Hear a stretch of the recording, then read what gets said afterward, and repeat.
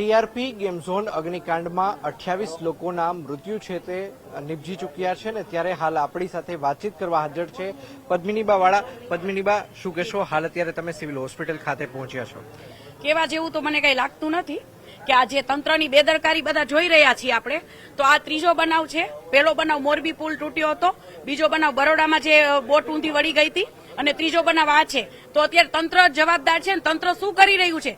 તાત્કાલિક મ્યુનિસિપાલના જે આપણે છે એમને તમે આપણે સસ્પેન્ડ કરો, તાત્કાલિક કમિશનરને સસ્પેન્ડ કરો અને મેયરશ્રીને સસ્પેન્ડ કરો. આ લોકો શું કરી રહ્યા છે? નિંદરું કરી રહ્યા છે કે નાના નાના બાળકોને જે આજે પોતે જે દોષિત નથી અને એને પોતાના જીવ ગુમાવ્યા છે, અને સંચાલન જે આનું કરતું હતું એને પણ એની ઉપર પણ તાત્કાલિક કડક કાર્યવાહી લેવામાં આવે. કોઈ પણ આમાં લાગવગ કોઈ ઓળખાણ થી પણ એને છોડવામાં ન આવે, નહીતર અમે બધા હવે રોડ ઉપર ઉતરીશું. 18 વર્ણોની વાત છે અને 18 વર્ણોના ક્યાંક ને ક્યાંક ભૂલકાઓ આમાં જોડાયેલા છે. પોતે પોતાના ભૂલકાઓએ મોત ને એક બન્યા છે અને મોત એને આપ્યું છે કે કોઈ કારણ કોઈ ગુનો નથી આવા નાના બાળકોનો, તો તાત્કાલિક આના પગલા લેવાય.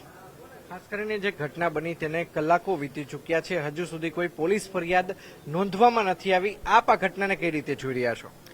જે પોલીસ ફરિયાદ નથી નોંધવામાં આવી તો હું વાલીશ્રીઓને મળું છું.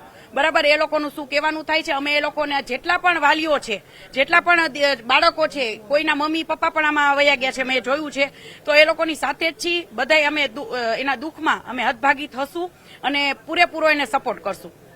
તો આ હતા પદ્મિનીબા વાળા અને ન્યૂઝ 18 ગુજરાતી સાથેની વાતચીતમાં તેમણે કહ્યું કે તાત્કાલિક અસરથી રાજકોટ મ્યુનિસિપલ કમિશનરને સસ્પેન્ડ કરવા જોઈએ, સાથોસાથ રાજકોટના મેયરને પણ પદમાંથી તેમને બરખાસ્ત કરવા જોઈએ. અંકિત પોપટ, ન્યૂઝ 18 ગુજરાતી, રાજકોટ.